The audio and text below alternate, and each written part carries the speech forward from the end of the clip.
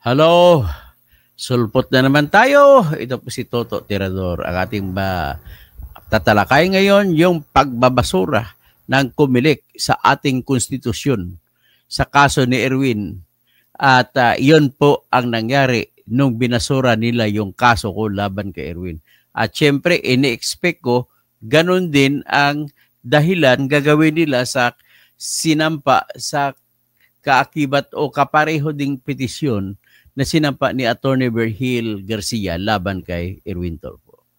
Ladies and gentlemen, para saan pagkonstitusyon kung hindi malang natin sundin? Ladies and gentlemen, binasura ng COMELEC ang aking petisyon sa to disqualify Erwin Tulfo. Bakit? Ano bang rason ng COMELEC? Napakawalang kwenta po.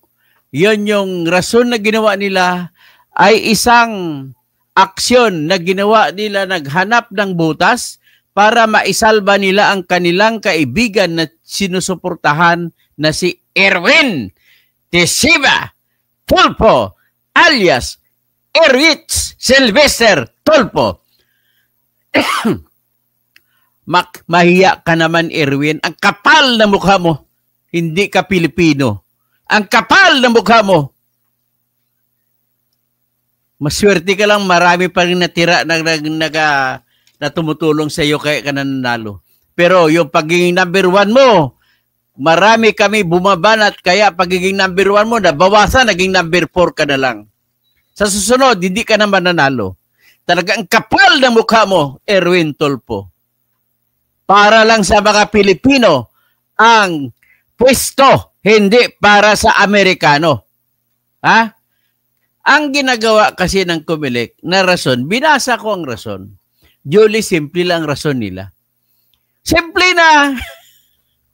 Ang sarap. Sa totoo lang ko, hindi lang bawal kukumutin ko mga ilong ng mga ni Ribulay na sumulat at saka ni Noli Pipo at saka si Nelson Sihes na mga komisyoner. Pipingutin ko mga taingan ninyo, mga patilya ninyo. Buti lang ako, kalbo ako, wala akong patilya. Oh, Mr. Ribulay, saan ka ba nag-aral? Ng College of Law mo. Ikaw, Mr. Noli Pipo, saan ka nag-aral sa college? Saan law school ka ba? Ikaw naman, Nelson Sihes, kamag-anak mo pa to yung NPA na hindi ko maintindihan kung NPA o hindi. Si Eric Sihes. Selis din nato yan. Ba't hindi nito baka kamag-anak ko to kasi kamag-anak namin ang Selis sa Kalinog, Iloilo. Ay, nako. Paano na lang kaya mangyari sa ating bansa kung ang lahat ng mga opisyal ng bayan ay naghahanap ng butas para kampihan ang mga tiwali at mga korap sa ating pamahalaan at mga mamamatay tao?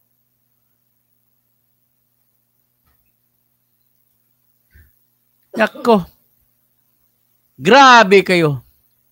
Ang ibig lang sabihin, ganito po yung desisyon nila. Oy, Mr. Kausing, Attorney Diosdado Calonge, sa Graph Free Philippines, mali po kayo sa pagpaka-disqualify kay Erwin Tulfo. Kasi sinasabi nila, base daw sa Omnibus Election Code, Section 12 and Section 68, ay hindi nakalagay doon na pwedeng mag-disqualify ng isang kandidato kung citizenship lamang ang basihan. Por Dios, por Santo, Servingüenza, mi amigo, amiga. Paano na tayo ngayon ito?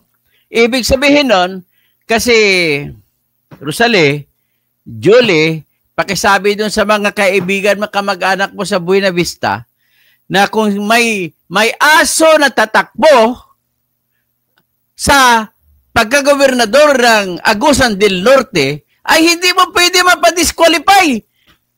Kahit alam mo yung aso, hindi naman Filipino citizen yan. Kasi bawal daw sa Omnibus Election Code, hindi raw nakalagay ang isa sa dahilan para i-disqualify ay ang citizenship. Nilecturan pa ako. Sinasabi dapat daw, petition for cancellation of certificate of candidacy sinampa ko. For Diyos por Santo. Bakit ko ba isasampa yun? Wala nga akong pera pambayad. Sa filing fee, naghanap pa ako ng pera, 10,100 pesos. Sarili kong gastos. Para sa bayan. Ang petition for cancellation ay mayroong deadline. Hindi ko na naabot yun kasi wala na akong pera nakuha. Ang petition for misrepresentation at cancellation of the or nuisance, lampas na rin. Grabe kayo, Comelec. Comelec! Saan na mas matas? Attorney Ray Bulay. Attorney, total akit ito sa Inbank. Pila ako sa Inbank. Si Attorney Maceda, yung din sa PLM dati, si Attorney Erwin Boyka Garcia, din yan sa pamantasan ng lungsod ng Maynila. Pinapahiya yung eskwelahan ko eh. Ito si Ray Bulay, inappoint ni Duterte ito na city prosecutor ng Manila City. Sinisira mong school nyo kung saan kayo nagagaling. Ginagawa niyong dahilan, pinapalusot ninyo, pinakwartahan. Magkano ang bigay sa inyo ni Erwin Tolpo? Biro mo, sabihin nila, hindi po katwiran ang pagiging Amerikano ni Erwin Tolpo na para tanggalin siya sa pagka-disqualify siya pagka-kandidato. Kasi nakalagay po sa Omnibus Election Code, wala roon, hindi nakalista ang citizenship. Ibig sabihin, pag pumasok dito si Pope Leo XIV, tatakbong presidente, payagan natin. Total, hindi naman tayo makapagsampa ng disqualification. Ibig sabihin, payagan natin si Trump tumakbo sa Pilipinas. Ang China na si Xi Jinping, payagan natin tumakbo sa Pilipinas presidente. Total, hindi naman siya ma-disqualify kasi kahit hindi siya Filipino national. Ibig sabihin, kahit ipis ang tatakbo, hindi mo pwede mapadisqualify. Ganon ang mga katwiran ninyo. Baboy na katwiran. Very basic yan. Sa lahat, kahit hindi ka po abogado. Very basic kahit law student na first year high school, first year college, first year sa law school. Kahit yung first year college lang na nag-aaral ng ating konstitusyon. Pinakamataas na batas sa ang bansa sa Pilipinas kasama na ang konstitusyon. Ang ating konstitusyon bilang pinakamataas na batas ay kahit ano pang merong batas na gagawin ng ating Kongreso ay para na ring nakasulat sa lahat ng batas ang nakalagay sa ating konstitusyon. Halimbawa, kahit kontrata na pribado, gagawa ka, bibili ka ng barko, at ang barkong binili mo, gagawin mo barko de gera. Lagyan mo ng nuclear kasi mayaman ka. Lagyan mo ng nuclear weapon. Pwede ba yan? Sa Pilipinas? Kasi walang batas na nagsasabi bawal gumawa ng barko na may nuclear weapon. Pero sa konstitusyon, meron. Bawal sa konstitusyon ang magdala rito ng nuclear weapon. Tapos gagawin mo? Anong klaseng argumento? What cannot be done directly can never be done indirectly. Mr. Ray Bulay, Mr. Nilson says, Mr. Noli Pipo, Mr. Erwin Boyka Garcia na inakusahan ni Senator Marcolita na tumanggap ng 1 billion na sohol mula sa Miro.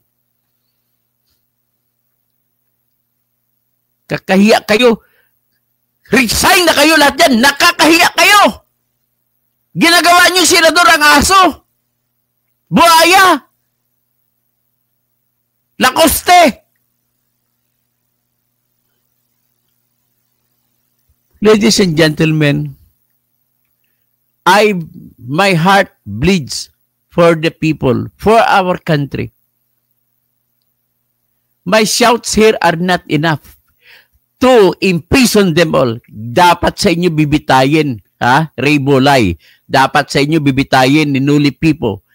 Pati ikaw, Nelson Celes, pati kayo dyan, lahat na kayo dyan. Sigurado ako, ibabasura nyo naman ang aking motion for reconsideration eh. Ganong dahilan nyo rin. Pero ladies and gentlemen, ipakita ko sa inyo ang konstitusyon na nagsasabi. Ito po yung ating konstitusyon. Baliwalain na lang ba natin ang konstitusyon? Pinakamataas na batas natin? Basahin mo ito, Erwin Garcia.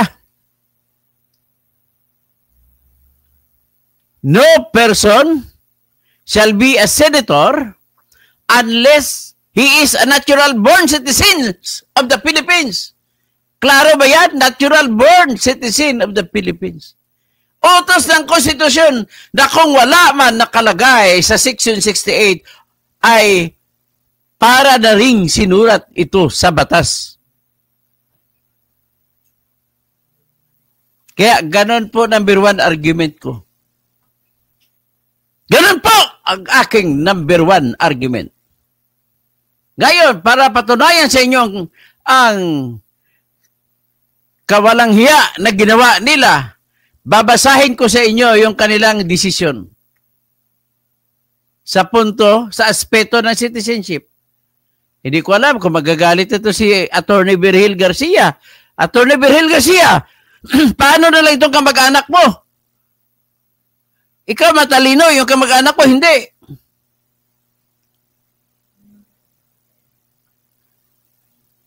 Magte-technical pa kayo dahil hindi kasama sa Section 68 ang rason na Amerikano, hindi kasama sa pag-disqualify. Ayan po ang kanilang decision. Thus, the issues raised by the petitioners, kami ni Attorney Calonge, against Erwin Tolpo on the latter citizenship, alleged violations of equal access clause and political dynasty prohibition and academic qualifications do not fall within the exclusive grounds for his disqualification as a candidate for senator under Section 12 and 68 of the Omnibus Election Code. As such, the instant petition for disqualification is not proper. It's not the proper remedy to address these matters. Questions on senatorial candidates' qualifications or eligibility, including citizenship, pertain to material misrepresentations in the certificate of candidacy should instead be raised through a petition to deny due course to or cancel the certificate of candidacy pursuant to Section 78 in relation to Section 74 of the Omnibus Election Code. Consequently, the petition likewise must fail. Ang gusto nyo pa palabasin, Mr. Ray Bolay o Ray Gulay, ginawa nyo kaming gulay Mr. Noli Pipo, Mr. Nelson Celes ng mga komisyoner. Ang ginagawa ninyo, ganito, hayaan nyo tumakbo ang kahit sinong hindi kwalipikado.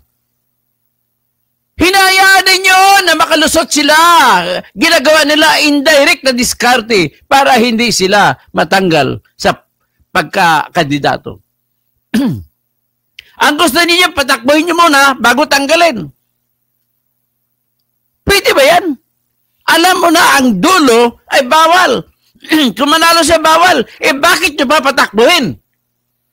Ibig kong sabihin dito, mga gentlemen, ladies and gentlemen, ang problema kasi sa mga COMELEC, mga abogado po, mga matatalino yan. Ang problema ko lang sa mga abogado, pag nakatanggap ng pera, nagiging bobo. Yan lang ang problema ko sa mga abogado. Hindi kayo makabayan! Marunong ka ba kumanta ng Bayang Magiliw? Erwin Garcia? Ray Bulay? Noli Pipo? Nelson Saez? O lupang hinirang na lang? Kung hindi nyo kaya, bayang mag-ilaw, o lupang hinirang. Kaya mangyari, hindi nagkakamali talaga si Jose Rizal. Kaya sinabi ni Jose Rizal, papatumba ng Pilipinas. Sabi ni Jose Rizal, nung papatayin bago siya binaril sa Lunita, dapat dalhin niya sa Lunita. Kayong lahat kay Komisyoner, ipapila kayo sa Lunita. Tapos, susulat kayo ng tula. Adios, patria adorada, región del sol querida, perla del mar de oriente. Ano pa? Hindi ko memorize eh. Ay, nako talaga. Baboy, binaboy ninyong Pilipinas. It is deemed written in the law. Ha? Ano gusto nyo? Patakbuhin nyo mga insect si Alice Go? Tapos doon nyo lang sa pagmanalo, saka mo na lang itanggalin? Anong klase? Ito ang import, ang ibig sabihin ng inyong desisyon. Kaya, down with Comelec! Down with Garcia! Down with Ray Bulay! Down with Noli Pipo! Down with Nelson Saez! Down with Erwin Tulfo! Kapal mukha! Ay nako, naghiga ako ng tulong kay Atty. Marcolita, kay Senator Marcolita. Birahin mo ito sa Senado. Walang kwenta to. Kakahiya ka talaga, Erwin Tulfo. Hindi ka pa nga nakatapos na pag-aral. Kung ano naman pinagsasabi mo. Kakahiya! Kinabuhian kita, hindi kita i-disown kita na Pilipino ka. Total, Amerikano ka naman eh. So, Reggie Pigal Felipe, good morning. Doktor, pasensya na kayo, nagagalit ako. Doktor Todo, pwede mo ba ikakat sa Supreme Court yan? Hindi, mag-apila muna ako sa mag-apila muna ako sa NBank.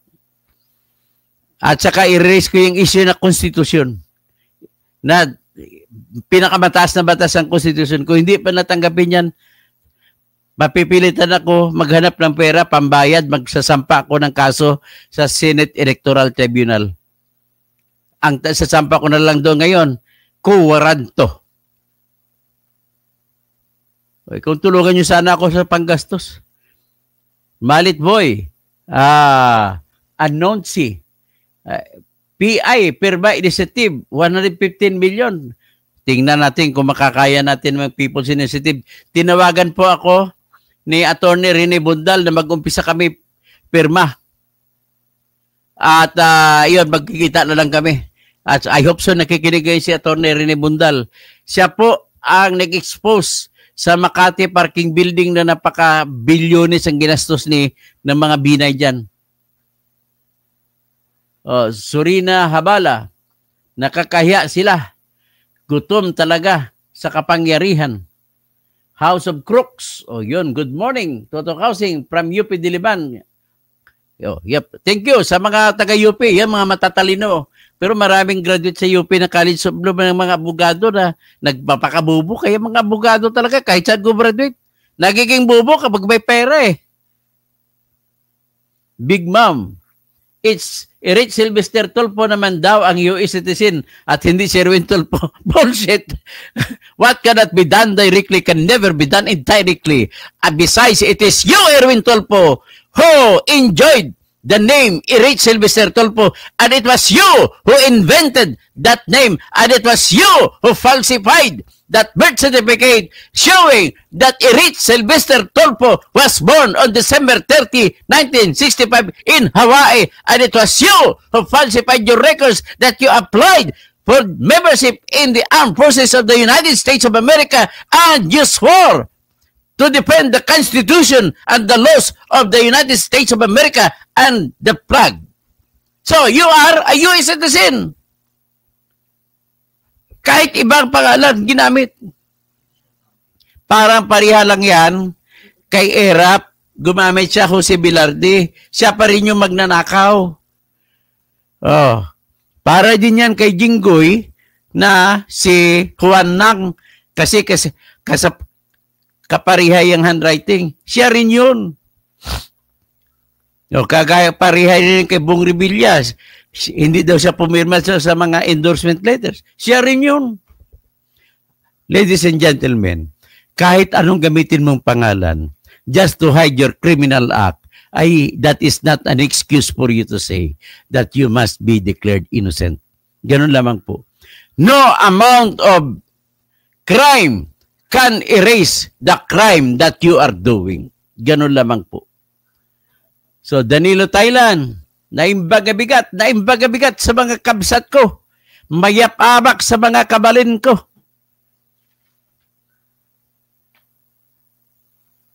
Mayat abigat sa mga mga kankanay. Naimbag nga o mga Pangasinan.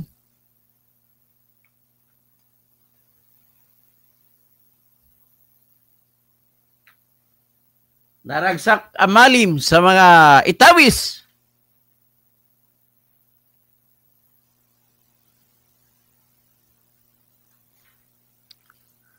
So, iyan lang magagawa natin. Sumigaw at huwag kayong mag-alala. Ipaglaban ko ito hanggang sa dulo ng walang hanggan, kagaya ng kanta ni Basil Valdez. Hanggang sa dulo ng walang hanggan, hanggang matapos ang kailan pa man. Yun, paglaban natin. Filemon Tamba. Saan isinilang si Erwin Tulfo? Sa Tayabas, sa Tacloban City. Si Ever Lingaw, pati batas natin, nakukurap, magaling pangayata, girahin at sakupin. Alam mo kung hindi lang masama pumatay, marami nang gustong pumatay sa kanila. Ever Lingaw, Endless Love, M924. Buti pa ABCBN, pinakanta si Lopez. Led Liga. Umamin si Lopez eh. Led Liga, may Wikipedia agad siya, a Filipino citizen. Parang sinabi rin ng Comelec na okay lang ang isang Filipino kriminal na tumakas sa isang bansa pag-uwi sa Pilipinas ay malinis na ang pagkakatao. Ed Tan, kasadya to. Mary Ann Valencia, wala na talagang hulog ang justice sa bansa. Alden Lorema, yan ang kompadre kong totoong tao tayo po talaga, kompadre. Kaya ako 10 ng mga members ko sa samahan transport, die hard sa iyo. Salamat po. Salamat po, Alden. Mary Ann Valencia, grabe na talaga, ayoko na sa Philippines. Tapos Eduardo Pulido, Filemon Tamba, si House of Crooks, sila, sir, buti pa may tao may tao pang natitira kagaya mo. Anyway, sa pitap si Alden to. Mapita, Alden. Mapia kapipita lakon sa inyo. Mga pakat, mga pagari. Maray na may naat sa mga tausog. Danilo Thailand, Margarito Inting, Endless Love, M24, Roda Saruda, Gali Ramirez. Sige, hanggang dito na lang tayo. Assalamualaikum warahmatullahi ta'ala wabarakatuh. Malapit na naman ang Muslim holiday. Kailan ba? June 6? June 6. Anong Muslim holiday yan? Idil Adha. Okay.